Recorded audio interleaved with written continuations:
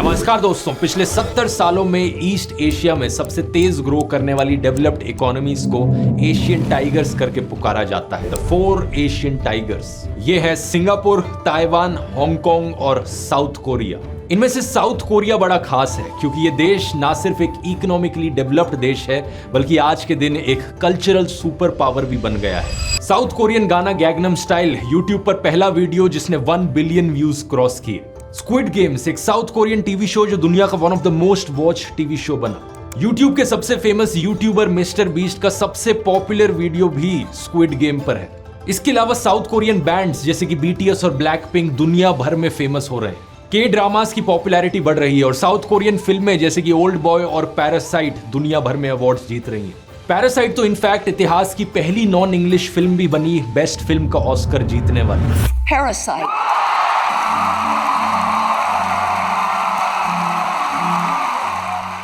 ये सब कैसे हो रहा है? क्या ये रैंडम चांस की बात है कि सारी साउथ कोरियन चीजें इतनी पॉपुलर हो रही हैं दुनिया में, या फिर ये एक सोची समझी गई स्ट्रैटेजी है साउथ कोरियन सरकार की? आइए आज के वीडियो में समझते हैं कि आखिर साउथ कोरिया एक कल्चरल सुपर पावर कैसे बना।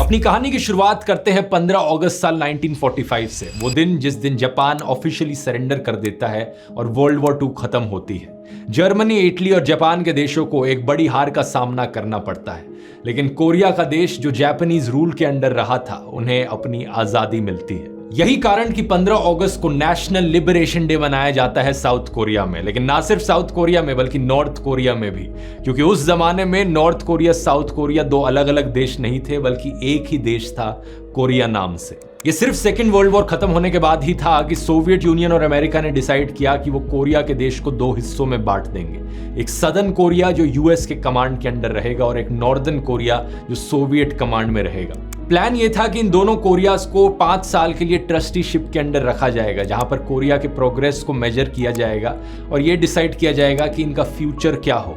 इन 5 सालों के बाद प्लान ये था कि कोरिया को वापस से एक इंडिपेंडेंट देश बना दिया जाएगा, लेकिन अफसोस ऐसा होता नहीं है। अमेरिका और सोवियत यूनियन के बीच में टेंशन्स बढ़ने लगती हैं और कोल्ड वॉर की शुरुआत हो जाती है।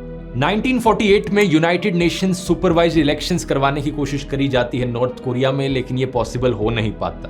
लेकिन यूएस कंट्रोल्ड साउथ कोरिया में इलेक्शंस जरूर कंडक्ट हो जाती हैं और एक नया कॉन्स्टिट्यूशन बनाया जाता है। इसी के चलते 15 अगस्त साल 1948 को रिपब्लिक ऑफ कोरिया की स्थापना होती है, जो कि एक नया लिबरल डेमोक्रेटिक देश बनता है। Our General of the Army, Douglas MacArthur, and Mrs. MacArthur, to attend ceremonies formally proclaiming the end of United States military government in Korea and the formation of the free and independent Korean Republic. अगले महीने north Korea को भी एक communist देश घोषित कर दिया जाता है डिक्टेटरशिप के अंडर। 2 साल बाद साल 1950 में नॉर्थ कोरिया दोनों देशों को रीयूनिफाई करने की कोशिश करता है, किसी पीसफुल समझौते से नहीं बल्कि इन्वेजन करके साउथ कोरिया पर। इसकी वजह से एक जंग छिड़ जाती है, एक ऐसी जंग जो अगले 3 साल तक चलती है। इसे कोरियन वॉर कहा जाता है। In Korea, United Nations troops push on in the cautious advance against the communists. और इसका नतीजा यह होता है कि साउथ कोरिया दुनिया के सबसे गरीब देशों में से एक बन जाता है। ये देश इतना गरीब था उस समय पर कि इसका जीडीपी पर कैपिटा आज के दिन के सोमालिया और हाइती से भी नीचे था। ये दोनों देश आज के दिन one of the most poorest countries हैं दुनिया की। इसी गरीबी की वजह से डेमोक्रेसी भी सफर करती है। साउथ कोरियन प्रेसिडेंट री सिंगमैन अथॉरिटेरियनिज्म का रास्ता अपना लेते हैं, कॉन्स्टिट्यूशन को अमेंड करते हैं। देश डिक्टेटरशिप की तरफ फिसलने लगता है। जब साल 1960 में इलेक्शंस बुलाई जाती हैं तो पता चलता है कि वो इलेक्शंस भी रिग्ड थी। देश भर में प्रोटेस्ट देखने को मिलते हैं। इन प्रोटेस्ट के चलते री देश छोड़कर भाग जाता है। दोबारा से इलेक्शंस बुलाई जाती हैं। इन इलेक्शंस में एक नए प्राइम मिनिस्टर बनते हैं साउथ कोरिया के, लेकिन कुछ ही टाइम बाद एक मिलिट्री कू देखने को मिल जाता है कोरिया में। जनरल पार्क चंग ही सरकार को ओवरथ्रो करके मिलिट्री डिक्टेटरशिप एस्टैब्लिश करते हैं। 1979 में इनको असैसिनेट जरूर कर दिया जाता है, लेकिन उसके बाद एक और मिलिट्री कू देखने को मिलता है जहां पे एक और नए जनरल सत्ता में आते हैं। ये सिर्फ 1987-88 में जाकर ही था कि साउथ कोरिया में डेमोक्रेसी का एक रिवाइवल देखने को मिला। सालों से चली आ रही डिक्टेटरशिप्स का असर साउथ कोरियन कल्चर पर भी देखने को मिला। सेंसरशिप। साल 1962 में पाक चंग ही एक मोशन पिक्चर लॉ लेकर आया। अगले 10 सालों में इस कानून को 4 बार रिवाइज किया गया और सख्त बनाया गया। इसके तहत जो भी फिल्म साउथ कोरिया में रिलीज करी जाती, उसकी स्क्रिप्ट को पहले अप्रूव कराना पड़ता साउथ कोरियन सरकार से। उसके बाद फिल्म बनने के बाद भी कई बार ये फिल्म को देखा जाता है ये देखने के लिए कि जो अप्रूव्ड स्क्रिप्ट दी है सरकार ने, उससे ये फिल्म मैच कर रही है या नहीं कर रही। कौन सी फिल्में सरकार अलाउ करती? वायलेंट फिल्में अलाउड थी। बहुत सी मार्शल आर्ट फिल्में देखने को मिली इस समय साउथ कोरिया में। मेलोड्रामा फिल्में अलाउड थी। प्रोपेगेंडा फिल्में ऑब्वियसली अलाउड थी, सरकार उन्हें फाइनेंस करती थी। अश्लील फिल्में भी अलाउड थी, जिन्हें हॉस्टेस फिल्मों का नाम दिया जाने लगा, जिनमें अक्सर एक कैरेक्टर होता था जो प्रोस्टिट्यूट या बार गर्ल का रोल निभाता था। लेकिन क्या नहीं अलाउड था कोई भी सोशियो पॉलिटिकल असल मुद्दों पर फिल्म बनाना? सरकार को किसी भी तरीके से क्रिटिसाइज करना तो छोड़ो, वो तो अलाउड था ही नहीं। यहां पर देश में हो रही किसी भी प्रॉब्लम को लेकर कोई भी फिल्म नहीं बनाई जा सकती। इस डिक्टेटरशिप के दौरान फॉरेन गानों पर भी बैन लगाया गया। न्यूयॉर्क टाइम्स के इस आर्टिकल को देखिए साल 1975 से। South Korea band the foreign music.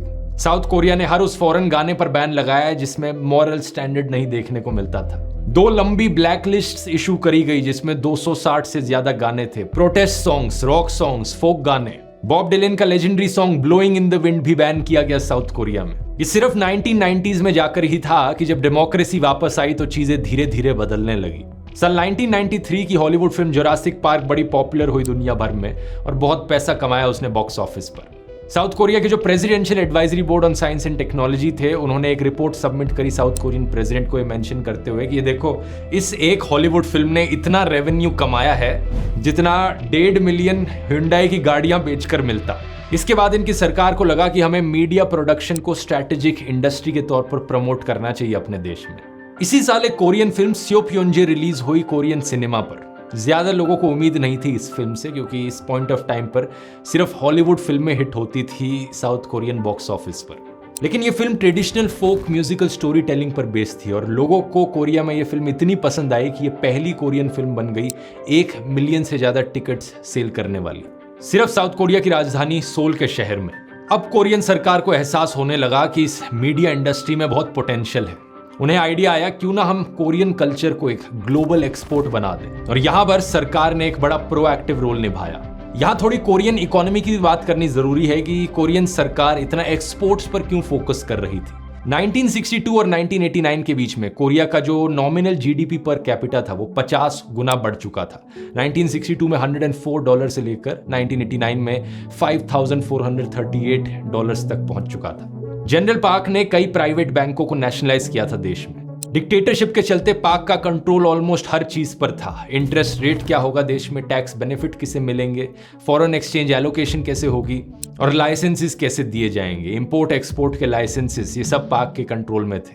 और पाक ने इस कंट्रोल का इस्तेमाल किया चेबोल्स को प्रमोट करने के लिए। चेबोल्स यहाँ पर एक कोरियन शब्द है जिसका बेसिकली मतलब है बहुत बड़े बड़े फैमिली बिजनेसेस। इन्हें फॉरेन कंपटीशन से बचाया गया और सरकार ने इन्हें अलाउ किया लेबर को एक्सप्लॉइट करना देश में। अगर आपको याद हो, मैंने सिंगापुर पर एक पूरी केस स्टडी करी थी कि सिंगापुर का देश इतना डेवलप्ड देश कैसे बना। इस वीडियो में उसकी बात करी थी। अगर वीडियो नहीं देखा है, इसका लिंक डिस्क्रिप्शन में है। सिंगापुर उस वक्त जो प्रॉब्लम्स फेस कर रहा था वो साउथ कोरिया की प्रॉब्लम से काफी सिमिलर थी। एक छोटा सा देश जिसका डोमेस्टिक मार्केट बड़ा छोटा है, पॉवर्टी के कारण डोमेस्टिक सेविंग्स की कमी है, नेचुरल रिसोर्सेज कोई है नहीं देश में। इसका मतलब अगर देश को ग्रो करना है तो एक्सपोर्ट पर फोकस करना पड़ेगा, एक्सपोर्ट ओरिएंटेड इंडस्ट्रियलाइजेशन। सिंगापुर की तरह साउथ कोरिया ने भी इस चीज पर फोकस किया। कई सारे manufactured items, wigs, stuff toys, ship building, automobiles, home electronics products, chemicals, semiconductors, इन सब चीजों को एक्सपोर्ट लिस्ट पर डाला गया। हमारा देश इन सारी चीजों को एक्सपोर्ट करेगा दुनिया को, और इस तरीके से हमारा देश ग्रो करेगा। और एक्सपोर्ट करने की जब बात आई तो सरकार ने सोचा क्यों ना हम कोरियन कल्चर को भी एक्सपोर्ट करें। इसी रीजन से 1994 में कोरियन सरकार स्थापना करती है कल्चरल इंडस्ट्री ब्यूरो की।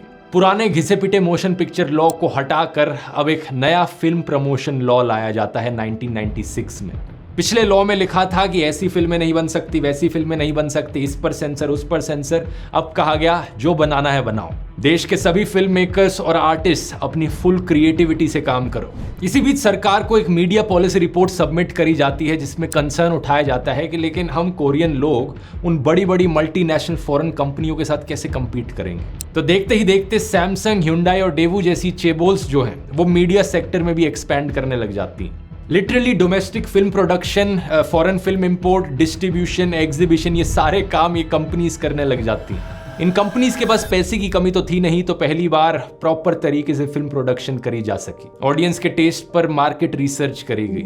प्रेस्टिजियस यूनिवर्सिटीज में पढ़ने वाले MBAs और ग्रेजुएट्स को फिल्म कंपनीज में हायर किया गया और चेबोल्स की मदद से बड़े बड़े बजट्स की फिल्में बन पाई, जैसे कि ये सुरी फिल्म, जो कि पहली Hollywood style big budget blockbuster film थी कोरियन फिल्म इंडस्ट्री में।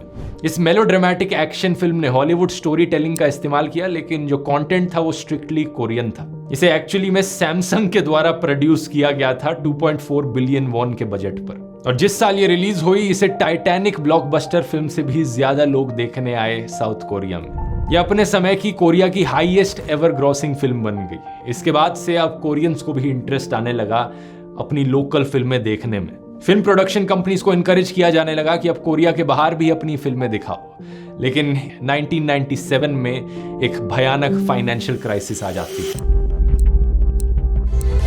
Global markets worried that other Asian countries might have similar hidden flaws.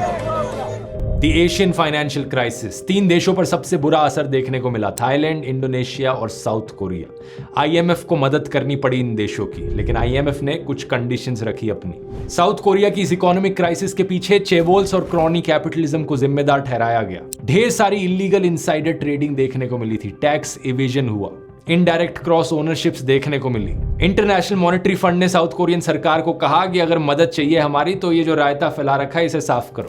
8 नए रूल्स बनाए साउथ कोरियन सरकार ने चेबोल्स को लेकर। इनमें से एक रूल था, ये लोकल बड़े बड़े फैमिली ओन्ड बिजनेसेस, इन्हें हर तरह के बिजनेस में घुसने नहीं दिया जाना चाहिए, ये सिर्फ अपने कोर सेक्टर्स पर फोकस करें। यही कारण कि सैमसंग और ह्यूंडई जैसी कंपनीज आज के दिन फिल्म प्रोडक्शन के बिजनेस में नहीं है। इन नए रूल्स के आने के बाद इन चेबोल्स ने फिल्म प्रोडक्शन से अपने बिजनेसेस हटा लिए और नए छोटे प्लेयर्स को मौका मिल पाया इस स्पेस में एंट्री मारने का। इस फाइनेंशियल क्राइसिस ने ना सिर्फ कोरिया की इकोनॉमी को तोड़ के रख दिया था, बल्कि कोरिया की इंटरनेशनल इमेज भी नीचे गिरी थी। तो Korean president Kim day Jung ने सोचा कि कल्चर यहां पर एक बहुत अच्छा टूल है, ना सिर्फ इकोनॉमी को रिवाइव करने का बल्कि देश की रीब्रांडिंग का भी। आज के दिन किम डे जुंग एक हाईली रिस्पेक्टेड इंसान है साउथ कोरिया में। इन्हें कल्चर प्रेसिडेंट भी कहा जाता है। ये इनके और इनके सक्सेसर रो मू ह्यून की वजह से ही था कि साउथ कोरिया में एक कल्चरल रेवोल्यूशन देखने को मिली। इंटरेस्टिंगली किम डे जुंग इकलौते कोरियन है नोबेल प्राइज जीतने वाले भी।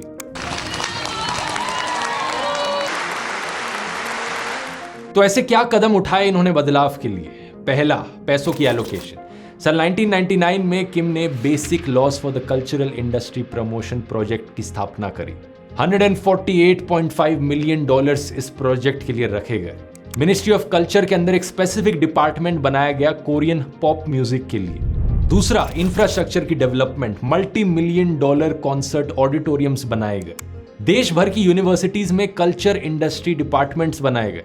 नोरे बैंक्स देश भर में उभर कर आने लगे। नोरे बैंक्स क्या है? ये बेसिकली कारियोके बार्स हैं जहां पर लोग ड्रिंक कर सकते हैं और कारियोके की सिंगिंग कर सकते हैं। तीसरा, डिजिटल कोरिया। कई लोगों का मानना है कि ये कोरियन टीवी शोज और फिल्में इतनी पॉपुलर इसलिए हुई क्योंकि कोरोना के टाइम पे सब लोग अपने घर में बैठे थे और यूट्यूब और OTT प्लेटफॉर्म्स पर नए कंटेंट की तलाश में थे, इसलिए सबने कोरियन ड्रामाज और ये टीवी शोज देखने शुरू किए। लेकिन एक्चुअली में इस सब की प्रिपरेशन किम डे जुंग ने बहुत पहले ही शुरू कर दी थी। सन 1998 में पहली बार घर में रहने वाले लोगों के पास ब्रॉडबैंड सर्विसेज आई साउथ कोरिया में। लेकिन इतनी तेजी से ब्रॉडबैंड कनेक्शंस को प्रमोट किया गया कि 2004 तक ऑलमोस्ट 12 मिलियन हाउस होल्ड्स के पास ब्रॉडबैंड कनेक्शंस थे। कोरिया को टाइटल मिला दुनिया के मोस्ट वायर्ड नेशन का इसकी वजह से। चौथा, रिमूवल ऑफ सेंसरशिप। किम ने सारे सेंसरशिप के लॉस को रिलैक्स कर दिया। इससे पहले जैसा मैंने बताया था कि अगर देश के सोशियो इकोनॉमिक इश्यूज पर कोई सीरियस फिल्म बनाता तो उसे एंटी नेशनल घोषित किया जा सकता था। उन्हें कहा जा सकता था कि वो तो दुश्मन नॉर्थ कोरियन देश को प्रमोट कर रहे हैं और नेशनल सिक्योरिटी एक्ट के तहत उन्हें अरेस्ट भी किया जा सकता था। लेकिन किम आर्टिस्टिक और क्रिएटिव फ्रीडम में विश्वास रखते थे। जो बोर्ड का रिव्यू होता था उसे पूरी तरीके से खत्म कर दिया गया और एक American style age rating method लाया गया। अब देश में आम आदमी की प्रॉब्लम्स को खुलकर फिल्मों में दिखाया जा सकता। यही कारण कि पैरासाइट जैसी फिल्में दुनिया भर में जबरदस्त तरीके से पॉपुलर हुई। पैरासाइट ने कैन्स फिल्म फेस्टिवल में बेस्ट फिल्म का अवार्ड जीता और यह पहली नॉन इंग्लिश फिल्म बनी ऑस्कर जीतने वाली बेस्ट फिल्म का। इस फिल्म में क्या दिखाया गया था? साउथ कोरिया की एक्सट्रीम इनइक्वालिटी, जो गरीब और अमीर के बीच में एक डिवाइड है कोरिया के अंदर। ये दुनिया के सामने दिखाया। लेकिन किसी ने ये नहीं कहा कि डायरेक्टर बॉन्ग जून हो ने देश का नाम खराब कर दिया। किसी ने ये नहीं कहा कि ये देश की पॉवर्टी दुनिया के सामने बेच रहा है। In fact south Korean president Moon Jae ने खुद इस फिल्म की तारीफ करी, इसे द मोस्ट कोरियन स्टोरी करके पुकारा। कोरिया में लोगों ने इस बात पर जश्न मनाया कि ये फिल्म इतनी पॉपुलर हुई दुनिया भर में। और इसकी पॉपुलैरिटी के पीछे एक बड़ा कारण ये है कि फिल्म में जो असल इश्यूज की बात करी गई है उससे ना सिर्फ कोरियन ऑडियंस बल्कि बाकी दुनिया के लोग भी रिलेट कर पाते हैं। गरीबी, बेरोजगारी, क्राइम, जेंडर डिस्क्रिमिनेशन, ये एक ऐसे इश्यूज हैं जो कोरिया स्पेसिफिक नहीं है, दुनिया के बाकी देशों में भी देखने को मिलते हैं। और इमोशनल लेवल पर यह फिल्म सबके साथ रेजोनेट करी। 1990s के समय में वापस आए तो कोरिया में एक 386 जनरेशन थी। ये वो लोग थे जो 1960s में पैदा हुए थे कोरिया में, और 1980s की डेमोक्रेसी मूवमेंट के दौरान ये लोग बड़े पॉलिटिकली एक्टिव रहे थे। अर्ली 1990s तक आते आते ये लोग अपने 30s में थे और ये पहली जनरेशन थी जिसे अपने देश के बाहर जाने का मौका मिल पाया। सही सुना आपने, कोरियंस के लिए फॉरेन ट्रैवल इससे पहले बहुत ही ज्यादा लिमिटेड होता था। सिर्फ टूरिज्म के तौर पर फॉरेन ट्रिप्स करना सिटीजन्स के लिए बैंड होता था। इसके पीछे कारण यह था कि इनकी सरकार को चिंता थी कि फॉरेन करेंसी में डिप्लीशन देखने को मिल सकता है। लेकिन जब इकोनॉमी की हालत सुधरी, लिबरलाइजेशन आई तो इन बैन्स को हटाया गया और ये 386 जनरेशन वाले लोग बाकी देशों में जाने लगे। फॉरेन फिल्म स्कूल्स में इन्होंने पढ़ाई करी। इन्हें ट्रैवल करके जिंदगी और फिल्म मेकिंग में नए पर्सपेक्टिव्स देखने को मिले। इसी जनरेशन के कई लोग आगे चलकर फेमस फिल्म डायरेक्टर्स बने, लेफ्ट लीनिंग डायरेक्टर्स जिन्होंने सोशल इश्यूज पर बड़ी इंपॉर्टेंट फिल्म्स बनाई। बॉन्ग जून हो और किम की दुक इसके बड़े नोटेबल एग्जाम्पल्स हैं। बॉन्ग जून हो की एक फिल्म तो पैरासाइट हमने बताई ही, लेकिन इसके अलावा इनकी एक और फिल्म है ओकजा और स्नो पियर्सर। ये फिल्में भी कैपिटलिज्म के ऊपर क्रिटिकल कमेंट्रीज हैं। दूसरी तरफ किम की डूक की फिल्म पीटा एक हार्टलेस लोन रिकवरी एजेंट की कहानी सुनाती है। इस फिल्म ने गोल्डन लायन बेस्ट फिल्म का अवार्ड जीता वेनिस फिल्म फेस्टिवल में। उस जमाने की इंटरनेशनली सबसे पॉपुलर कोरियन फिल्म रही है ओल्ड बॉय बाय पार्क चैन वुक। ये एक वायलेंट डार्क रिवेंज ड्रामा है जिसे अनऑफिशियली इंडिया में भी रीमेक किया गया था। जिंदा नाम से एक फिल्म बनाई गई थी। ऑफिशियली इसका हॉलीवुड में भी एक रीमेक बना सेम टाइटल के साथ ओल्ड बॉय नाम से। डार्क थ्रिलर्स कोरिया में एक समय पर सबसे पॉपुलर जॉनरे हुआ करता था। एक विलन फिल्म जो है हमारी, वो Korean movie I saw the devil से इंस्पायर्ड है। Bollywood film murder 2 the chaser Korean film की कॉपी है। आउटलॉज को कॉपी किया गया राधे और मोस्ट वांटेड भाई में।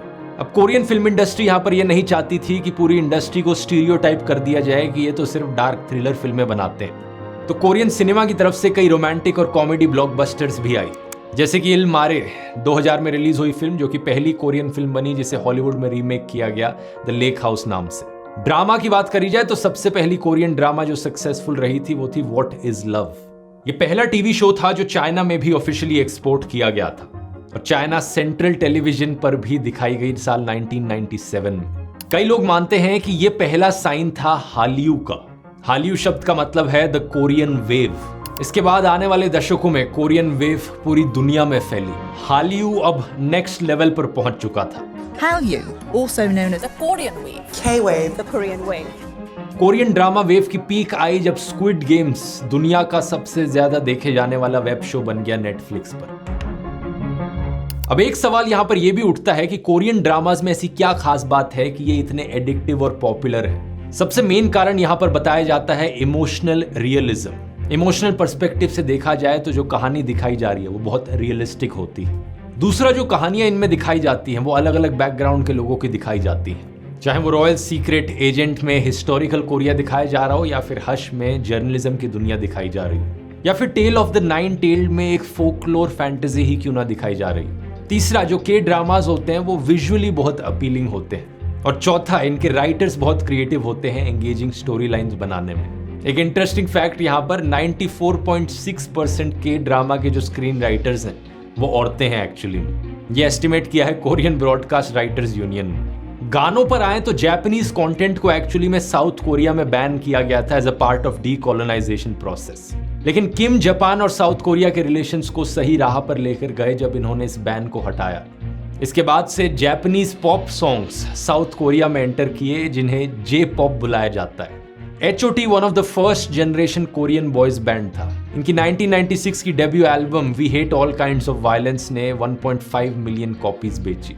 इस बैंड को बनाया था SM एंटरटेनमेंट नाम की एक कंपनी ने और पता है, बैंड को बनाने से पहले इस कंपनी के फाउंडर ने स्कूल में बच्चों से जाकर पूछा था कि उनकी राय में एक आइडियल पॉप ग्रुप कैसा होना चाहिए, और इसके बाद उन्होंने ऑडिशनिंग करी और बैंड मेंबर्स को पिक किया, फिर उन्हें ट्रेनिंग दी और अपना आइडल सिस्टम बनाया। ये जो आइडियाज हैं ये इनिशियली जापान से लिए गए थे, लेकिन आज के दिन ये के पॉप अपने आप में फेमस हो गया है। अक्सर ये टैलेंट एजेंसीज आइडल ट्रेनीज को पिक आउट करती हैं स्ट्रीट कास्टिंग से या ग्लोबल ऑडिशन से। उनकी ट्रेनिंग कराई जाती है ना सिर्फ गाना गाने में, बल्कि एक्टिंग में, डांसिंग में, मीडिया से बात करने में। फिर कंपनी उनका स्टेज नाम और स्टेज पर्सनैलिटी और उनके फैन इंटरैक्शंस डिसाइड करती है। कुछ लोग इस सिस्टम को क्रिटिसाइज भी करते हैं, ये कहते हुए कि ये म्यूजिक कंपनीज एक फैक्ट्रीज की तरह काम करती हैं, जहां पर ये इनके जो कॉन्ट्रैक्ट हैं स्लेव कॉन्ट्रैक्ट्स की तरह। लेकिन कुछ लोग आर्ग्यू करते हैं दूसरी तरफ कि इस सिस्टम की मदद से हर किसी को मौका मिल पाता है पॉपुलर बनने का अपने टैलेंट और लुक्स के बेसिस पर। कुछ इसी तरीके से पॉपुलैरिटी मिली दोस्तों PSY के गैंगनम स्टाइल को। ओपन गंगनम स्टाइल, एक कोरियन गाना जिसकी पंच लाइन इंग्लिश में थी। इसकी ट्यून बड़ी कैची थी और इसमें एक बड़ा इंटरेस्टिंग डांस स्टेप था। इन रीजंस की वजह से दुनिया भर में इतना ज्यादा पॉपुलर हुआ कि दिसंबर 2012 में ये पहला YouTube वीडियो बन गया 1 बिलियन व्यूज रीच करने वाला। इसके बाद से कई कोरियन गानों ने इस फॉर्मेट का इस्तेमाल किया है। पूरा गाना कोरियन में होगा, लेकिन जो पंच लाइन होगी गाने की वो इंग्लिश में होती है। इसकी वजह से दुनिया भर में जो लोग कोरियन नहीं बोलते उन्हें भी ये गाना अपील करता है।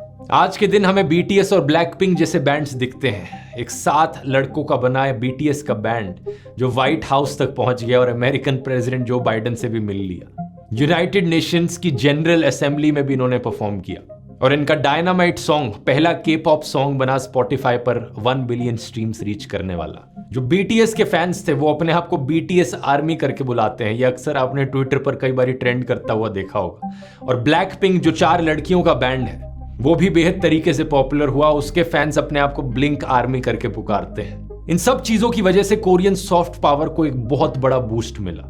आज के दिन कोरिया एक कल्चरल सुपर पावर है जिसका बेनिफिट ना सिर्फ कोरियन इकोनॉमी को मिलता है बल्कि कोरियन टूरिज्म को भी इससे फायदा मिल रहा है। क्या लगता है आपको, क्या चीजें इस केस स्टडी से हम सीख सकते हैं अपने देश को भी बेहतर बनाने के लिए? नीचे कमेंट्स में लिखकर बताइए। मेरी राय में बहुत सी चीजें सीखी जा सकती हैं। पहला तो हमने देखा कि कैसे चेबोल्स की वजह से कोरिया में इकोनॉमिक क्राइसिस आई।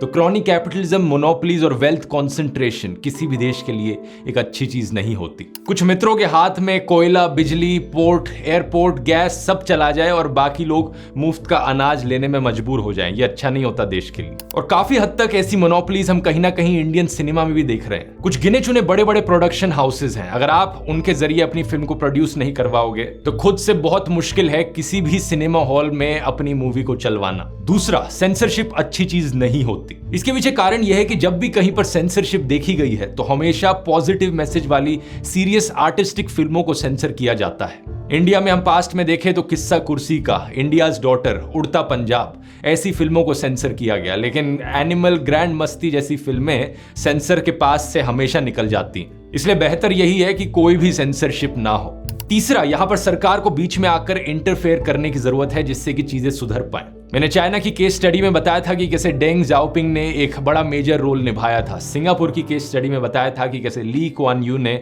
एक हाईली प्रोएक्टिव अप्रोच लिया था।